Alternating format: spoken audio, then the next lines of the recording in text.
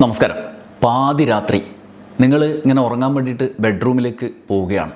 എല്ലാവരും ഉറങ്ങി, ചുറ്റുപാടും ഇരുട്ടാണ്. അപ്പോൾ നിങ്ങൾക്ക് മനസ്സിലാവുകയാണ്, നിങ്ങൾ ടേബിളിലേക്ക് നോക്കിയപ്പോൾ നിങ്ങളുടെ ഫോൺ വഴി എന്തോ ഒരു സംവിധാനം നിങ്ങൾ നിരീക്ഷിച്ചുകൊണ്ടിരിക്കുകയാണ്. നിങ്ങളുടെ മൂവ്മെൻറ്റ്സ്, നിങ്ങളെ ഫോണിലെ ആക്ടിവിറ്റീസ്, നിങ്ങൾ ചെയ്യാൻ പോകുന്ന കാര്യങ്ങൾ എല്ലാം ആ ഫോണിലൂടെ നിരീക്ഷിച്ചുകൊണ്ടിരിക്കുകയാണ്. എങ്ങനെ ഉണ്ടാവും? ഇത് സാധാരണ ഒരു ഒളി ക്യാമറയൊക്കെ വെച്ചാൽ പിടിച്ചകത്തിടാൻ കള്ളന്മാരാണ് എന്നൊക്കെ പറഞ്ഞ് നമ്മൾ പിടിച്ചകത്തിടാൻ പോലീസിനെ വിളിച്ച് പറയല്ലേ ചെയ്യുക. എന്നാൽ ഇനി അങ്ങനെയല്ല. അങ്ങനെ ഒരു സംവിധാനം വഴി നമ്മളെ നിരീക്ഷിക്കാനുള്ള ഒരു ആപ്പ് നമ്മളെ ഭരണകൂടം തന്നെ, ഇന്ത്യൻ സർക്കാർ തന്നെ ഫോണിൽ ഇൻസ്റ്റാൾ ചെയ്യാൻ വേണ്ടിയിട്ട് നിർദ്ദേശം വന്നിരിക്കുകയാണ്. ആ ആപ്പ് ഒരുപക്ഷെ ആധാർ കാർഡ് പോലെ നമ്മുടെ ഫോണിൽ നമ്മളെ ഭരണകൂടം നിരീക്ഷിക്കാൻ വേണ്ടി ഉപയോഗിക്കുന്ന നമ്മുടെ ആക്ടിവിറ്റീസ് നിരീക്ഷിക്കാൻ, നിങ്ങൾ പറയുന്ന കാര്യങ്ങൾ നിരീക്ഷിക്കാൻ ഒക്കെ നീക്കം നടത്താവുന്ന തരത്തിൽ കപ്പാസിറ്റിയുള്ള ഒരു ആപ്പ് നിങ്ങളുടെ ഫോണിൽ ഇൻസ്റ്റാൾ ചെയ്യണം. ഇത്രയും കാലം നമ്മൾ അമ്മാതിരി സ്വകാര്യതകളിലേക്ക് കടന്നു വരുന്ന ഒരു സംഭവത്തെയും അംഗീകരിക്കാത്ത മനുഷ്യരാണ്. കാരണം നമ്മുടെ ജീവിതം സ്വകാര്യതയുമായി ബന്ധപ്പെട്ടാണ് അടിസ്ഥാന സമാധാനം എന്ന് പറയുന്നത്.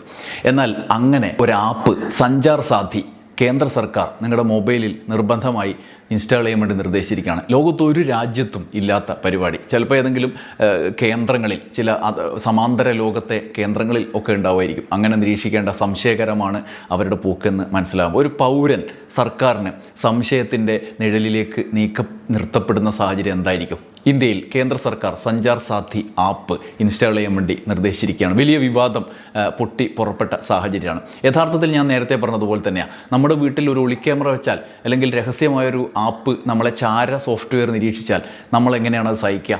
ഇസ്രായേലിൻ്റെ പെഗാസസ് എന്ന ചാര സോഫ്റ്റ്വെയറിനെ കുറിച്ച് നമ്മൾ ഒരുപാട് കാലം ചർച്ച ചെയ്തതാണ്. എന്നാൽ സഞ്ചാർ സാധി നേരിട്ട് നമ്മളെ വീട്ടിൽ വരുന്ന ചാര പരിപാടിയല്ല. നേരിട്ട് നമ്മളെ വീട്ടിൽ ഡോറിന് കോളിംഗ് ബെല്ല് അടിച്ച് അകത്ത് കയറി നിങ്ങളുടെ റൂമിൽ ഈ ഒളി നിരീക്ഷണ സംവിധാനം സ്ഥാപിക്കുന്നതിന് തുല്യമാണ് നിങ്ങളുടെ മൊബൈലിൽ. അതിപ്പോൾ ടെലികോം കമ്പനികൾക്കൊക്കെ നിർദ്ദേശം പോയിരിക്കുകയാണ്. മൊബൈൽ ഫോൺ കമ്പനികൾക്കൊക്കെ നിർബന്ധമായിട്ടും ഇത് ആപ്പ് ഇൻസ്റ്റാൾ ചെയ്തിട്ട് മാത്രം ഫോൺ വിറ്റാൽ മതി, അല്ലെങ്കിൽ നമ്മുടെ രാജ്യത്ത് വിൽക്കേണ്ടെന്ന് ഈ കേന്ദ്ര സർക്കാർ പറഞ്ഞിരിക്കുകയാണ്. ഇത് വലിയ വിവാദമൊക്കെ ആയിട്ട് നിങ്ങൾ ശ്രദ്ധിച്ചിട്ടുണ്ടാവും. എന്താണ് സഞ്ചാർ സാധി ആപ്പ്? അതുമായി ബന്ധപ്പെട്ട ആശങ്കകൾ എന്തൊക്കെയാണ് എന്നൊക്കെയുള്ള ചർച്ചകൾ വ്യാപകമായി നടക്കുന്നുണ്ട്. നമുക്ക് ആധികാരികമായിട്ടുള്ള അഭിപ്രായങ്ങൾ പങ്കുവെക്കുന്നതായിരിക്കും കൂടുതൽ വ്യക്തമാവുക. രണ്ട് അഭിപ്രായങ്ങളാണ് ഞാൻ ഈ വീഡിയോയിൽ പങ്കുവെക്കുന്നത്. ഇത് ഈ ടെക്നിക്കലായും ഭരണകൂടവുമായി ബന്ധപ്പെട്ട ഈ ഇടപെടലിൻ്റെ നിയമപരമായ പ്രശ്നങ്ങളും ഒക്കെ ചൂണ്ടിക്കാണിക്കുന്ന രണ്ട് അഭിപ്രായം. ആദ്യം ഡോക്ടർ TM തോമസ് ഐസക്കിൻ്റെ അഭിപ്രായമാണ്. അദ്ദേഹം പറയുന്നത് ഇങ്ങനെയാണ്: ഇന്ത്യൻ ടെലികോം വകുപ്പ് അവതരിപ്പിച്ച സഞ്ചാർ സാധി ആപ്പ് കേവലം നഷ്ടപ്പെട്ട ഫോണുകൾ കണ്ടെത്താനുള്ള ഒരു സംവിധാനമല്ല, പൗരന്മാരുടെ സ്വകാര്യതയിലേക്ക് കടന്നു കയറുന്ന ഒരു ഡിജിറ്റൽ നിരീക്ഷണ ഉപകരണമാണ്. 2025 നവംബർ 28 സർക്കാർ പുറപ്പെടുവിച്ച ഉത്തരവ് പ്രകാരം എല്ലാ സ്മാർട്ട് ഫോണുകളിലും ഈ ആപ്പ് നിർബന്ധമായും ഇൻസ്റ്റാൾ ചെയ്തിരിക്കണം എന്നും ഇത് നീക്കം ചെയ്യാൻ സാധിക്കാത്ത വിധം നോൺ റിമൂവബിൾ, അതായത് നമ്മൾ ഫോൺ വാങ്ങിച്ച് നമുക്കത് റിമൂവ് ചെയ്യാൻ പറ്റില്ല, ചില ആപ്പുകൾ അൺഇൻസ്റ്റാൾ ചെയ്താൽ പോലും, അങ്ങനെയുള്ള ആപ്പല്ല, അങ്ങനെ ക്രമീകരിക്കണം എന്നും ആവശ്യപ്പെടുന്നു. ആപ്പ് ഓരോ ഫോൺ ഉടമയോടും 1 ഡസനിലേറെ അനുമതികൾ ചോദിക്കുന്നുണ്ട്. അവ വിശകലനം ചെയ്താൽ മാത്രം മതി പുതിയ ആപ്പിൻ്റെ അപകടം മനസ്സിലാക്കാൻ. ഇത് ഇൻസ്റ്റാൾ ചെയ്യുമ്പോൾ നമ്മൾ നൽകേണ്ട പെർമിഷനുകളുടെ ഡീറ്റെയിൽസ് ഡീകോഡ് ചെയ്താൽ തന്നെ ഇതിൻ്റെ അപകടം മനസ്സിലാവുമെന്നാണ് പറയുന്നത്. എന്തൊക്കെയാണ് പെർമിഷൻ, അതിൻ്റെ അപകടങ്ങൾ എന്തൊക്കെയാണെന്നാണ് ഇനി വിശദീകരിക്കുന്നത്. ഒന്നാമത്തേത് send and view SMS message, read your text message എന്നാണ്. നമ്മുടെ മെസ്സേജുകൾ വായിക്കാനുള്ള പെർമിഷൻ. അപകടം എന്താണ്? സാധാരണ ഒരു ട്രാക്കിംഗ് ആപ്പിന് SMS വായിക്കേണ്ട ആവശ്യമില്ല. നോർമലി ഇപ്പോൾ നമ്മളൊരു ആപ്പ് ഇൻസ്റ്റാൾ ചെയ്താൽ അത് SMS വായിക്കില്ല. ആ ആപ്പ് അതുമായി ബന്ധപ്പെട്ട് നമ്മൾ കൊടുക്കുന്ന വിവരങ്ങൾ മാത്രം. ഈ അനുമതി ഇവിടെ നൽകുന്നതിലൂടെ നമ്മൾ വ്യക്തിപരമായ ചാറ്റുകൾ, ബാങ്കിങ് ഇടപാടുകളുടെ OTPകൾ, സാമ്പത്തിക വിവരങ്ങൾ എന്നിവ സർക്കാരിന് വായിക്കാൻ സാധിക്കും.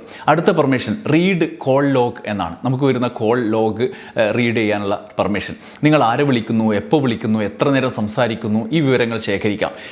ഒരു വ്യക്തിയുടെ സാമൂഹിക ബന്ധങ്ങളും രാഷ്ട്രീയ ചായ്വുകളും മനസ്സിലാക്കാൻ ഭരണകൂടത്തിന് സഹായിക്കുന്നതാണ്. അടുത്ത permission modify or delete the contents of your shared storage, read the contents എന്നാണ്. ആലോചിച്ച് നോക്ക്, നമ്മൾ ഫോണിലെ കണ്ടൻറ്റ് റീഡ് ചെയ്യാനും ഡിലീറ്റ് ചെയ്യാനുള്ള പെർമിഷനാണ്. നമ്മൾ അറിയാതെ എന്ത് സംഭവിക്കാം എന്ന്. ഫോണിലെ സ്വകാര്യ ഫോട്ടോകൾ, വീഡിയോകൾ, രേഖകൾ എന്നിവ കാണാനും അവയിൽ മാറ്റം വരുത്താനും ഉള്ള അധികാരമാണ് നമ്മൾ പെർമിഷനായി നൽകുന്നത്.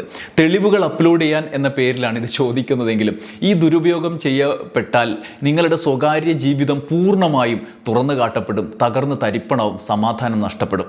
അടുത്ത permission take picture and videos എന്നാണ്. ആലോചിച്ച് നോക്കും, നമ്മുടെ ഫോണിൽ നമ്മളറിയാതെ വേറെ ആൾക്ക് നമ്മൾ ഫോണും വീഡിയോസും എടുക്കാനുള്ള പെർമിഷൻ കൊടുക്കുകയാണ്. ഉപയോക്താവ് അറിയാതെ പരിസരത്തെ ദൃശ്യങ്ങൾ പകർത്താൻ സാങ്കേതികമായി ഈ പെർമിഷൻ വഴി സാധിക്കും. അടുത്ത permission run at startup, prevent phone from sleeping, have full network access എന്നാണ്. ഫോൺ ഓൺ ചെയ്യുന്നത് മുതൽ സ്വിച്ച് ഓഫ് ചെയ്യുന്നത് വരെ ഈ ആപ്പ് പശ്ചാത്തലത്തിൽ പ്രവർത്തിക്കുന്നു. നിങ്ങൾ ആപ്പ് ഉപയോഗിക്കുന്നില്ല എങ്കിൽ പോലും അത് സജീവമായി വിവരങ്ങൾ ശേഖരിച്ചുകൊണ്ടേയിരിക്കും. അതിൻ്റെ ഒരു പ്രശ്നം എന്താണ്? ഈ ആപ്പ് ഓരോ പൗരൻ്റെയും ഫോണിലേക്കുള്ള സർക്കാരിൻ്റെ സ്ഥിരമായ അനാവശ്യമായ പ്രവേശന കവാടമായി പ്രവർത്തിക്കുകയാണ്. ഇതാണ് ഇതിൻ്റെ വലിയൊരു അപകടം. ഇപ്പോൾ ഫോൺ കണ്ടെത്താനാണ് ഉപയോഗിക്കുന്നതെങ്കിലും ഭാവിയിൽ ഒരു ചെറിയ സോഫ്റ്റ്വെയർ അപ്ഡേറ്റിലൂടെ നിരോധിത ആപ്പുകളുണ്ടോ എന്ന് പരിശോധിക്കാൻ എന്ന പേരിലൊക്കെ, സർക്കാർ വിരുദ്ധ സന്ദേശങ്ങളുണ്ടോ എന്ന് പരിശോധിക്കാൻ ഒക്കെ, സ്കാൻ ചെയ്യാൻ എന്നൊക്കെ പറഞ്ഞ് ഈ ആപ്പിനെ മോഡിഫൈ ചെയ്യാൻ വേണ്ടി കഴിയും എന്ന് ഇൻ്റർനെറ്റ് ഫ്രീഡം ഫൗണ്ടേഷൻ മുന്നറിയിപ്പ് നൽകിയിട്ടുണ്ട് എന്നുള്ളത് കൂടി നമ്മൾ ശ്രദ്ധിക്കണം. സ്വകാര്യത മൗലികാവകാശമാണെന്ന 2017 പുട്ടസ്വാമി വിധിക്ക് വിരുദ്ധമായി കൃത്യമായ നിയമപരിരക്ഷയോ മേൽനോട്ടമോ ഇല്ലാതെ ഇത്രയും വ്യാപകമായ വിവരശേഖരണം നടന്നത്. ഇസ്രായേലി ചാര സോഫ്റ്റ്വെയറായ പെഗാസസും സഞ്ചാർ സാധ്യയും തമ്മിലുള്ള താരതമ്യം വെറും ആരോപണമല്ല, മറിച്ച് സാങ്കേതികമായ ചില സമാനതകൾ അതിനുണ്ട്. പെഗാസിസ് എന്നത് കള്ളനെ പോലെ ജനലിലൂടെ ഒളിഞ്ഞു നോക്കുന്ന ഒന്നാണെങ്കിൽ സഞ്ചാർ സാധ്യ എന്നത് സുരക്ഷയുടെ പേരിൽ മുൻവാതിലിലൂടെ വന്ന് നിങ്ങളുടെ കിടപ്പുമുറിയിൽ സ്ഥിരമായി ക്യാമറ സ്ഥാപിക്കുന്നതിന് തുല്യമാണ്. ആപ്പ് ചോദിക്കുന്ന പെർമിഷനുകൾ തെളിയിക്കുന്നത് ഇതിന് നിങ്ങളുടെ ഡിജിറ്റൽ ജീവിതത്തിൻ്റെ പൂർണ്ണ നിയന്ത്രണം ഏറ്റെടുക്കാൻ ശേഷിയുണ്ട് എന്നാണ്. വിവാദം കനത്തു. സർക്കാർ ഇപ്പോൾ പറയുന്നത് അത് അൺഇൻസ്റ്റാൾ ചെയ്യേണ്ടവർക്ക് അങ്ങനെ ചെയ്യാം എന്നാണ്. എങ്കിൽ ആ പ്ലേ സ്റ്റോറിൽ കൊടുത്താൽ അത് അൺഇൻസ്റ്റാൾ ചെയ്താൽ പോരെ എന്ന് ചോദിക്കുകയാണ്. അത് ആവശ്യമുള്ളവർ ഇൻസ്റ്റാൾ ചെയ്യുമല്ലോ എന്നും പറയുന്നുണ്ട്. എന്നാൽ അങ്ങനെയാണോ? അങ്ങനെയല്ല. കാരണം ഗവൺമെൻറ് ഇത് ഓരോ ടെലികോം കമ്പനികൾക്കും ഇതില്ലാതെ ഈ ഫോൺ ഇവിടെ വിൽക്കണ്ട എന്ന മറ്റുള്ള ഓർഡറുകൾ ഇറക്കിയിരിക്കുകയാണ്. അപ്പോൾ മാത്രമല്ല, ഇത് റിമൂവബിൾ അല്ല, അൺഇൻസ്റ്റാൾ ചെയ്താൽ പോകുന്നതല്ല, ആ മട്ടിലാണ് ഇൻസ്റ്റാൾ ചെയ്യാൻ പറഞ്ഞിരിക്കുന്നത് എന്നുമാണ് തോമസ് ഐസക്കിൻ്റെ വിശകലനത്തിൽ നിന്ന് നമുക്ക് മനസ്സിലാവുക. ഇനി രണ്ടാമത് ആശിഷ് ജോസ് അമ്പാട്ടിൻ്റെ ഒരു വിശകലനം കൂടിയുണ്ട്. അദ്ദേഹം പറയുന്നത് കൂടി നമ്മൾ കേൾക്കണം. ഫോൺ മോഷണം തടയുക, സിം കാർഡ് വെരിഫിക്കേഷൻ ഉറപ്പാക്കുക എന്നീ പ്രഖ്യാപിത ലക്ഷ്യങ്ങളുമായിട്ടാണ് കമ്മ്യൂണിക്കേഷൻ വകുപ്പ് സഞ്ചാർ സാധി അവതരിപ്പിക്കുന്നത്. എന്നാൽ കേന്ദ്ര സർക്കാർ പൗരന്മാർക്ക് മേൽ നിർബന്ധിതമായി അടിച്ചേൽപ്പിക്കുന്ന ഒരു നിരീക്ഷണ സംവിധാനമാണ് നോൺ ഡിലീറ്റബിളായ ഒരു ഡിജിറ്റൽ മാസ് സർവൈലൻസ് ടൂൾ ആണ് ഈ വിമർശനത്തിന് കാരണമായ ഈ കാര്യങ്ങൾ എന്ന് സാങ്കേതിക കാരണങ്ങൾ വിശദീകരിച്ചുകൊണ്ട് അദ്ദേഹം പറയുന്നുണ്ട്. ബേസിക് ഫംഗ്ഷൻ, അത്യാവശ്യ പെർമിഷനുകൾ മാത്രമേ ഈ ആപ്പ് ചോദിക്കുന്നുള്ളൂ എന്നതും ഇൻസ്റ്റലേഷൻ ഓപ്ഷൻ ആണെന്നതുമായ സംഘപരിവാർ പ്രൊഫൈലുകളുടെയും കേന്ദ്രമന്ത്രി ജ്യോതിരാദിത്യ സിന്ധ്യയുടെയും വാദങ്ങൾ സാങ്കേതികമായി നിലനിൽക്കുന്നതല്ല എന്ന് ഈ ആപ്പിൻ്റെ ഘടനയും സർക്കാർ ഉത്തരവുകളും പരിശോധിച്ചാൽ വ്യക്തമാകും. മിനിസ്ട്രി ഓഫ് കമ്മ്യൂണിക്കേഷൻസ് പുറത്തിറക്കിയ ഉത്തരവിൽ വ്യക്തമാക്കുന്നുണ്ട്, ഇന്ത്യയിലെ എല്ലാ പുതിയ സ്മാർട്ട് ഫോണുകളിലും സഞ്ചാർ സാധി പ്രീ ഇൻസ്റ്റാൾ ചെയ്തിരിക്കണം എന്ന്. നിലവിൽ ഉപയോഗിക്കുന്ന ഡിവൈസുകളിൽ OTA ആയി അപ്ഡേറ്റ് ചെയ്യാനും ഇതിലെ ഏറ്റവും വലിയ പ്രശ്നം ഒരു സാധാരണ ഉപയോക്താവിന് ഈ ആപ്പ് അൺഇൻസ്റ്റാൾ ചെയ്യാനോ ഡിസേബിൾ ചെയ്യാനോ ഇതിലെ പ്രവർത്തനങ്ങളെ നിയന്ത്രിക്കാനോ ഉള്ള അവകാശമില്ല എന്നതാണ്. അതായത് സർക്കാർ നിയന്ത്രിതമായ ഒരു ചാര സോഫ്റ്റ്വെയർ എന്നതിന് സമാനമാണ് സഞ്ചാർ സാധിയുടെ പ്രവർത്തനം. സർക്കാരിന് BJP നിയന്ത്രിക്കുന്ന സർക്കാരിന് BJPയുടെ ആവശ്യങ്ങൾക്ക് ആവശ്യമായ കാര്യങ്ങൾ ചോർത്തിയെടുക്കാൻ ഓരോ വ്യക്തിയിൽ നിന്നും കഴിയും എന്നാണ് ഇത് ഡീകോഡ് ചെയ്ത്, ഇതിൻ്റെ പെർമിഷനുകൾ ഡീകോഡ് ചെയ്ത് പരിശോധിച്ചാൽ മനസ്സിലാവുക എന്നാണ് അദ്ദേഹം പറയുന്നത്. ഓരോ വ്യക്തിക്കും ഓരോ സ്വകാര്യ ജീവിതമുണ്ട്. ആ സ്വകാര്യ ജീവിതത്തിൽ ഇപ്പോൾ ഡിജിറ്റൽ സ്പേസ് ഒഴിവാക്കാനാവാത്തതാണ്. പ്രത്യേകിച്ചും ഫോണുകൾ, മറ്റ് സംവിധാനങ്ങളൊക്കെ ഒഴിവാക്കാനാവാത്തതാണ്. ഫോണിൽ ഒരു ആപ്പ് ഇൻസ്റ്റാൾ ചെയ്യുന്നതിലൂടെ നമ്മൾ എവിടെ പോകുന്നു, എങ്ങനെ ചെയ്യുന്നു, എന്ത് ചെയ്യുന്നു എന്ന സ്വകാര്യ ജീവിതത്തിലേക്ക് കടന്നു കയറുന്ന ഭരണകൂടത്തിൻ്റെ ഒരു ഇടപെടൽ സംവിധാനമാക്കി ഇതിനെ മാറ്റുകയാണ്. ഒരുപക്ഷെ ഇതിപ്പോഴും അതിൻ്റെ ഗൗരവത്തിൽ ഉൾക്കൊള്ളാൻ തക്ക പാകം നമുക്ക് വന്നിട്ടില്ല. അതൊക്കെ നടക്കുമോ എന്നുള്ള ചോദ്യം വരും. അപ്പുറത്ത് സംഘപരിവാർ പ്രൊഫൈലുകൾ, അതിനൊക്കെ എന്താ, നിങ്ങൾക്ക് എന്താ അത്രയും രഹസ്യമുണ്ടോ എന്നൊക്കെ ചോദിക്കുന്ന, അങ്ങനെയുള്ള രഹസ്യമൊക്കെ പിടിക്കണം എന്ന് പറയുന്ന ഭരണകൂട വിധേയ സംവിധാനത്തിൻ്റെ ഭാഗമായി അവർ അങ്ങനെയുള്ള നിർദ്ദേശങ്ങൾ നമുക്ക് മുന്നിലേക്ക് വെക്കും. അതിനൊക്കെ അപ്പുറത്ത് സ്വകാര്യ ജീവിതം എന്നൊന്നുണ്ട്. അത് അവർക്ക് മാത്രമല്ല ഓരോ വ്യക്തിക്കും ഉണ്ട് എന്നത് സാമൂഹ്യ സംവിധാനത്തിൻ്റെ നിലനിൽപ്പിൻ്റെ അടിത്തറ കൂടിയാണ്. അതിനെ തകർക്കുന്ന വിധത്തിൽ നമ്മൾ ഓരോ യന്ത്രങ്ങളാക്കി മാറ്റി നിർത്തുന്ന വിധത്തിലേക്കാണ് ഇത് പോകുന്നത്. എനിക്ക് പെട്ടെന്ന് ഓർമ്മ വരുന്നത് എക്കോ എന്ന സിനിമയാണ്. എക്കോയിൽ കുറേ നായ്ക്കളുണ്ട്. കുര്യാച്ചൻ്റെ നായ്ക്കൾ, കുര്യാച്ചൻ നിയന്ത്രിക്കുന്ന നായ്ക്കൾ. ആ നായ്ക്കൾക്ക് സ്വാതന്ത്ര്യമുണ്ട്. ആ നായ്ക്കൾ തുറന്നു വിട്ടിരിക്കുകയാണ് നായ്ക്കൾ ഇങ്ങനെ ഓടും, ചാടും ഒക്കെ ചെയ്യും. പക്ഷേ അത് പോകുന്നത് കുര്യാച്ചൻ്റെ നിയന്ത്രണത്തിന് വിധേയമായിട്ടാണ്. ആ നിയന്ത്രണത്തിനകത്താണ് ആ നായ്ക്കൾ പോകുന്നത്. അല്ലാതെ നായ്ക്കളുടെ സ്വാതന്ത്ര്യം എന്ന് പറയുന്നത് സ്വതന്ത്രമായ വ്യക്തിപരമായ സ്വാതന്ത്ര്യമല്ല, കുര്യാച്ചൻ്റെ നിയന്ത്രണത്തിലുള്ള സ്വാതന്ത്ര്യമാണ് എന്നതാണ് ആ എക്കോ സിനിമയിലെ നായ്ക്കളുടെ കഥ. സമാനമായി ഇന്ത്യൻ ജനതയെയും മാറ്റാനുള്ള സംവിധാനമാണോ ഈ ഭരണകൂടം മുന്നോട്ട് വെക്കുന്നത് എന്നുള്ള ചോദ്യം പ്രസക്തമാണ്. അതിപ്പോഴും ഉയർന്നുകൊണ്ടിരിക്കുകയാണ്. സഞ്ചാർ സാഥിയുടെ ആപ്പുമായി ബന്ധപ്പെട്ട് പ്രാഥമികമായ പരിശോധനയിൽ പോലും ഈ കാര്യം നമുക്ക് വ്യക്തമാകുന്നതാണ്. ഈ ആപ്പിലേക്ക് ഏത് മട്ടിലും തെറ്റായ വിവരങ്ങൾ കടത്തിവിടാൻ പോലും ഈ ആപ്പ് നിയന്ത്രിക്കുന്ന ആളുകൾക്ക് കഴിയും. നിങ്ങളൊരു കുറ്റവാളിയല്ല, നിങ്ങളൊരു കുറ്റവാളി ആക്കണം, നിങ്ങളെ തുറുങ്കിലടക്കണം എന്ന് തീരുമാനിച്ചാൽ നിങ്ങളുടെ ഫോൺ വഴി അവർക്ക് പല വിവരങ്ങളും കടത്തിവിടാൻ പറ്റും. അത് ഡിജിറ്റൽ തെളിവുകളായി കോടതിയിൽ സമർപ്പിക്കാനും കഴിയും.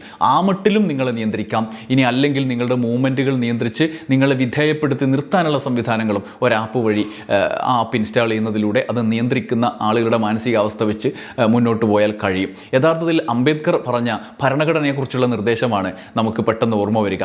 അന്ന് അംബേദ്കർ പറഞ്ഞിട്ടുണ്ട്, ഈ ഭരണഘടനയെ നിയന്ത്രിക്കുന്ന ആളുകൾ ആരായാലും അതിനനുസരിച്ചായിരിക്കും ഈ ഭരണഘടന ഉപയോഗിക്കപ്പെടുക, സമൂഹത്തിൻ്റെ രാഷ്ട്രത്തിൻ്റെ നന്മ നിലനിർത്തപ്പെടുക, മുന്നോട്ട് സഞ്ചരിപ്പിക്കുക എന്ന്. യഥാർത്ഥത്തിൽ അതിനോട് സമാനപ്പെടുത്താവുന്ന രീതിയിൽ ഭരണഘടനയൊക്കെ ദൂരെ കളഞ്ഞ ആപ്പിൽ വരെ കൺട്രോൾ ഏറ്റെടുത്തിരിക്കുന്ന നിലയിലേക്കാണ് കാര്യങ്ങൾ പോകുന്നത്. ഭരണഘടന അവിടെ നോക്കുകുത്തിയായി നിർത്തപ്പെട്ടിരിക്കുകയാണ്. സ്വകാര്യ ജീവിതം, പൗരൻ്റെ സ്വകാര്യ ജീവിതത്തെ ഭരണകൂടത്തിൻ്റെ നിലനിൽപ്പിന് വേണ്ടിയിട്ടുള്ള ഉപകരണമാക്കി മാറ്റുന്ന നിലയിലേക്ക് സഞ്ചാർ സാഥി കൊണ്ടുപോവുകയാണോ എന്നുള്ള ആശങ്കയാണ് ഈ മോഡി സർക്കാരിൻ്റെ നീക്കത്തിൽ നിന്ന് നമുക്ക് പെട്ടെന്ന് ഉണ്ടാവുക.